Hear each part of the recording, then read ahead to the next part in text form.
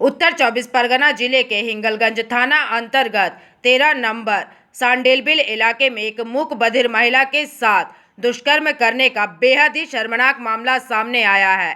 इस घटना की लिखित शिकायत के आधार पर हिंगलगंज थाना पुलिस ने त्वरित कार्यवाही करते हुए आरोपी पड़ोसी को गिरफ्तार कर लिया है। दर्ज शिकायत के अनुसार सोमवार सुबह पीड़ित मूक बधिर महिला अपने घर के पिछले हिस्से में बर्तन साफ कर रही थी। उस समय घर पर कोई और सदस्य मौजूद नहीं था। घर को खाली और महिला को बेबस पाकर पड़ोसी व्यक्ति ने पीछे से आकर उसे दबोच लिया। आरोप है कि वो महिला को जबरन घसीटते हुए कमरे के भीतर ले गया और उसके साथ बलात्कार की वारदात को अंजाम दिया। इस खौफनाक वारदात के बाद डरी सहमी पीड़िता तुरंत पास ही स्थित अपने मायके पहुंची। वहां उसने इशारों में अपनी माता और पिता को पूरी आपबीती बताई, जिसके बाद पीड़िता के पति को भी इस घटना की जानकारी दी गई। मामले की गंभीरता को देखते हुए पीड़िता और उसके परिवार ने तुरंत हिंगलगंज थाने पहुंचकर आरोपी के खिलाफ लिखित शिकायत दर्ज कराई। घटना की डायरी दर्ज होते ही पुलिस ने तत्परता दिखाते हुए आरोपी पड़ोसी को धर दबोचा। पुलिस सूत्रों के अनुसार गिरफ्तार किए गए आरोपी को आज ही कानूनी प्रक्रिया के तहत बशीरहाट अनुमंडल अदालत में पेश किया गया है। फिलहाल पुलिस मामले की आगे की कानूनी जांच और मेडिकल टेस्ट की प्रक्रिया में जुट गई है। আপনারা অ্যারেস্ট করলো কেন? মিথ্যাভাবে থানায় এসে অভিযোগ করেছে।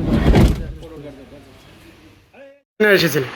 আমরা এসেছি কালকে 7:30 দিকে। আমার মেয়ে একা ছিল বাড়িতে এবং আমার মেয়েকে আমার পাশের বাড়ি একটা ছেলে ওই সবসময় টর্চার করতে থাকে। কালকে আমরা বাড়ি ছিলাম না, সেই ফাঁকায় এসে আমার মেয়েকে রেপ করেছে এবং আমরা বলতে গিয়ে আমাদের সঙ্গে গন্ডগোল ঝামেলা এবং আমাকে মারতে আসে, ওর বাবাকে মারতে আসে। এবার আমরা না পেরে থানার সাহায্য নিতে আমরা থানাতে এসেছি। হ্যাঁ, তাকে অ্যারেস্ট করেছে, স্যার বলেছে অ্যারেস্ট করেছে। আমরা বলতে চাচ্ছি যেন ওইরকম দুষ্কৃতী ছেলেগুলোদের যেন শাস্তি হয়। তার সঙ্গে অনেকে আছে যেহেতু এখন আমরা তারা তো ফিরতে আসেনি, কিন্তু অনেকে আছে, একজনের কাজ। আপনার নাম, আপনার মেয়ের আমার নাম ভারতী সরকার, আমার মেয়ের নাম সুজাতা সরকার। কোথায় বাড়ি? আমাদের বাড়ি 13 নম্বর সান্ডেল। সে আমার ভাড়া ভাই। 13 নম্বর সান্ডেলবিল বাড়ি। নাম প্রসেনজিৎ মণ্ডল। ঘটনা হচ্ছে মিথ্যাভাবে তো ফাঁসিয়েছে, সেটা আমরা জানতেই পারছি। মানে এমনভাবে মিথ্যাভাবে ফাঁসিয়েছে যে উনি যাতে রাস্তায় না বেরোতে পারেন বা মানে যেটাকে বলা হয় যে মানে কি আর বলবো, মানে মানুষকে যেভাবে হেনস্থা করা আর কি, সেইভাবে ওরা হেনস্থা করতে চাইছে, যার জন্য আমার দাদাকে মিথ্যা জালে ফাঁসিয়েছে। শুধুমাত্র একটু ধন্যবাদ দেবো হিঙ্গলগঞ্জ প্রশাসনকে যে ওনারা এই বিষয়টা তদন্ত করছেন।